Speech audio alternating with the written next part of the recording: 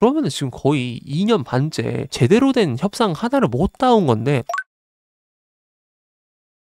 첼시 메인 스폰서 관련 업데이트가 떴습니다. 지금 이 소식만 사실 여러 번 다루고 있고 사실 이런 거는 영상감도 아닌 주제라고 봐도 무방하거든요. 왜냐면 너무 당연한 거니까. 일단 현재 오라클하고 굉장히 가까워졌다는 소식이 최근에 떴었는데 근데 지금 리자르 킨셀라라는 내부 기자가 말하기로는 아니라고 해요. 근데 이 소식 관련 업데이트를 좀 해드리자면 멜로가 첼시 전면 스폰서 아무런 업데이트도 없다. 이 문제는 해결해야 되고 그리고 창피한 일이다 라는 코멘트가 있었죠. 맞는 말입니다. 원래 팬들은 스폰서가 뭐가 들어왔다 이런 거 기다리는 시간이 원래 짧아요. 맨유가 뭐 아스날이 리버풀이 뭐 이런 팀들 스폰서 바뀌고 나서 걸리는 시간이 이렇게 길까? 아니요. 첼시는 왜 그렇게 길었냐? 일단 첫 번째로는 단가 책정 때문에 유로파 컨퍼런스 리그 나가는 팀하고 챔피언스 리그로 나가는 팀하고 챔피언스 리그로 나가면서 클럽 월드컵까지 우승한 팀은 단가가 당연히 다를 수밖에 없어요. 그래서 클럽 월드컵까지 버틴다라는 기사들이 5월쯤에 6월쯤에 7월쯤에 계속 떴던 건데 그 말은 즉 이 대회가 끝났으니 이제부터는 전면적으로 이 단가 책정 오케이 결과적으로 딱 좋아. 예전에 낮게 책정될 수 있었던 단가를 높여놨으니까 1년 뻐갔는데 우물의 마중물 개념처럼 그냥 돈을 조금만 덜 벌고 나중에 큰 돈을 확 얻어버리자. 그러니까 투자를 이렇게 하는 거잖아요. 그래서 이 시간을 투자를 해가지고 리턴을 얻었어. 그럼 이제 확 돼야겠죠. 근데 이 절차에 있어서 굉장히 삐걱삐걱 많이 걸었습니다. 저도 그래서 전면 스폰서 관련해가지고 현기증 나가지고 막 여러 스폰서 삼성, 비자, 뭐 카스, 폰허브 뭐 이런 거 다 붙여갖고 놀고 막 그랬잖아요. 근데 최근에 루카스 바스책이라는 기자 이분을 좀 아시는 분들도 있을 거예요. 스폰서 관련해가지고 좀 말을 많이 하시는 분이거든요. 근데 이 사람이 말하기로는 첼시 스폰서 계약 임박이다. 15일에 떴고요. 근데 멜로가 방금 말했던 것처럼 아무런 업데이트가 없는데 왜 얘는 갑자기 업데이트가 있다 그러지? 서순이 멜로가 먼저 말했고 14일에 바스책이 그리고 15일에 있다고 말한 건이에요. 그래서 순서가 이렇게 되다 보니까 그럼 뭐 15일 날쯤에 뭐가 있었나 보다 이렇게 해석할 수도 있겠죠. 우카시 본체크라는 사람이 이런 말도 했어요. 첼시랑 오라클 유니폼 전면 스폰서 구조. 그러니까 이 계약의 구조가 이렇게 된다. 첫 번째 클리어레이크가 오라클에 투자를 했고요. 그러니까 첼시 이 사단 쪽에서 오라클은 첼시의 스폰서십 자산과 클리어레이크 캐피탈이 보유한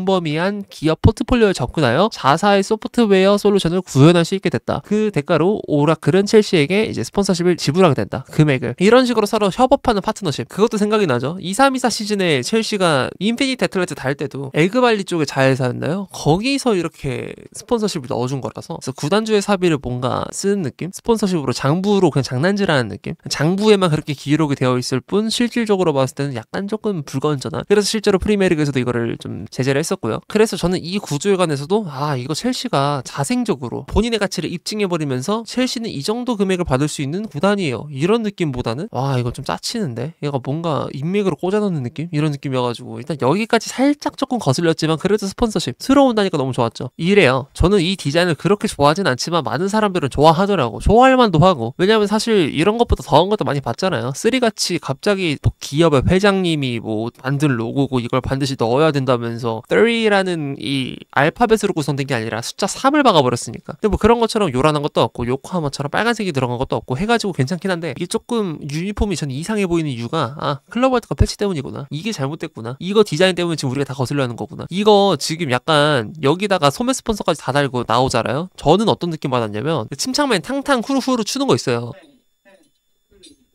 이 느낌이에요. 그냥 온갖 거 다 치렁치렁 다 달아가지고 우리 되게 많아요 뭐 이런 식으로 과시하는 느낌인데 억까하자면 이런 느낌도 드는데 그래서 좀 제가 개인적으로 마음에 안 들어했던 이유가 이런 게 아닌가 싶기도 하지만 어쨌든 얘기가 좀 길어졌는데 오라클이 들어온다. 오케이 그럼 된 거 아니야? 왜 갑자기 안 된대? 이 소식을 리자르 킨셀라라는 구단 내부 기자가 전했거든요. 오라클이 전면 스폰서가 된다는 말이 있지만 공식 소식통에 따르면 이는 여러 잠재적 파트너가 참여하는 공개적이고 지속적인 과정이라고 합니다. 자 그러니까 요약해서 말하자면 현재 오라클이 메인 스폰서 될 수 있다는 거 맞아. 소문이 있어. 근데 공식적인 이 소스 내가 구단 내부 기자잖아.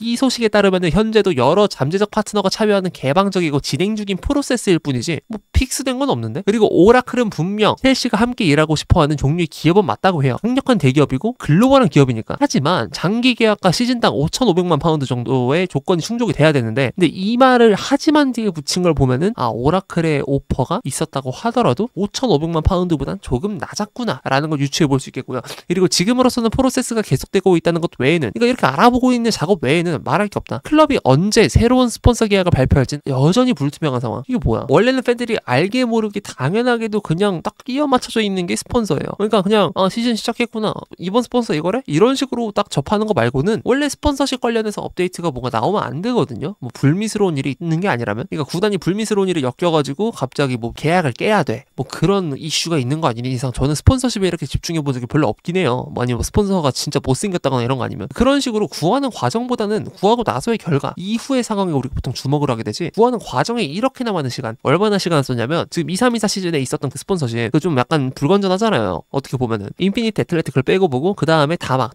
급하게 막판에 그냥 구한 거니까 그거 사실상 뭐 아니잖아. 협상 잘한 거 아니잖아. 그럼 2324 시즌이랑 2425 시즌 날렸고 2526 시즌, 심지어 지금 이거 스폰서십 오라클 지금 확정 아니라고 하니까 사실상 이번 년도 넘어갈 수도 있는 거거든요. 그러면은 지금 거의 2년 반째 제대로 된 협상 하나를 못 따온 건데, 그래가지고 지금 담당자가 해고됐다고 하죠. 첼시 수익 최고 경영자 카스퍼 스타일스비그 해고를 했다고 하죠. 일을 너무 못하니까. 그 전까지 협상 과정에 있어서 이 사람 이거 일을 못하는데 왜 아직까지도 이 협상을 지금까지 끌리게 하지, 이런 식으로 해가지고 잘린 것 같아요. 근데 첼시가 지금 보면은 뭐 소매 스폰서가 3등이더라고요. PL에도 3번째로 높대요. 맨유, 맨시티, 첼시, 리버풀, 토트넘, 아스날, 뉴캐슬. 뭐 이렇게 협상 잘한 거 보면은 또 이거 나름대로 우리도 이만큼 협상을 더 잘할 수 있지 않겠냐 라는 자신감을 띠고 좀 무리해서 협상을 끌어본 건 아닌가 라는 생각도 해볼 수는 있을 것 같고요. 막 엄청 잘한 건 아니지만 그래도 흡족할 만한 금액인 건 맞으니까. 와, 이게 생각보다 첼시가 좀 단가가 높은 것 같긴 한데, 첼시가 부르는 게 뭐 클럽 월드컵 우승까지 했으니까 뭐 이렇게 부를 수 있는 게 충분히 그럴싸해 보일 수도 있으나, 어떤 이의 측면에서는 야, 다른 애들도 이 정도 받고 그냥 끝내는데 지금 시즌당 장부를 계속 4천만 파운드에서 5천만 파운드를 계속 모자라게 만드는 이 구조를 연속적으로 이어나가면서 이 단가에 집착하는 게 말이 되냐, 이런 말도 있을 수 있거든요. 충분히. 왜냐면은 이적 시장 진행할 때 재정 상태 중요하잖아요. FFP 첼시 걸렸잖아요. 한번 어겼어가지고. 그 어긴 이유 뭐야? 수익 구조 면에서 어느 부분에서 결함이 있기 때문에. 그래서 당연히 그거보다 많이 지출을 했으니까 너네 걸려, 이거거든요. 그러면은 그 FFP가 걸린 건에 관해서 당연히 메인 스폰서십이 충분히 발목을 잡는 그런 걸림돌이 될 수도 있다는 거고, 그리고 뭐 첼시가 돈을 많이 쓰는 것도 많이 쓰는 거지만 어쨌든 당연하게도 모든 칼럼에서 말하는 것처럼 원래 스폰서십은 당연히 있어야 되는 거고, 메인 스폰서 여기 가슴에 박히는 거. 근데 그게 없다는 거 완전 이상한 경우죠. 그래가지고 저는 이 과정에서 좀 불만이 커요. 지금 그냥 구하려면 빨리 구해라. 왜냐면 나는 어차피 스폰서십 없는 유니폼만 입고 다닐 거거든요. 그게 예뻐서. 클럽 월드컵 패치도 안 달았습니다. 저는 일단은 구단이 재정적으로 건전해져야 나중에 상황이 더 좋아질 거고, 그리고 나중에 발목 잡힐 일도 없어질 거고, 그 미래 비전이라는 게 생기는 건데 참 신기합니다. 근데 어떤 이들은 이렇게 말하기도 해요. 역설적으로, 야, 저 구단은, 첼시라는 구단은 프리미어리그에서 돈을 얼마나 많이 받으면, 저 구단이 얼마나 돈을 많이 벌면 스폰서십 하나가 없는데 저렇게 빅 사이닝들을 여러 개 다 이어나가지, 이런 말도 있어요. 이거 맞는 말이긴 한데, 그런 것처럼 첼시가 지금 프리미어리그에 있는 팀이고, 그리고 재정적으로 수익이 좋은 패드니까 그나마 다행인 거지. 메인 스폰서십 하나 없이 버티는 것에 관해서 만족하면 안 돼요. 당연히 만족하지도 않겠지만, 저는 이 매출 관련해서 토트넘보다 낮은 것에 관해서는 솔직히 첼시가 계속 기록하고 있는 성적들, 그리고 구단의 위상 같은 거 봤을 때 조금 이상하거든요. 뭐 토트넘이 마케팅을 잘한 것도 맞고 경기장으로 수익을 많이 창출하는 것도 맞고, 하지만 그래도 메인 스폰서십 하나 달게 되면 이거 순위 역전시킬 수도 있는 건데, 잘하면. 근데 이런 것들을 계속 놓치고 있으니까 아쉽다는 거 빨리 해결됐으면 좋겠습니다.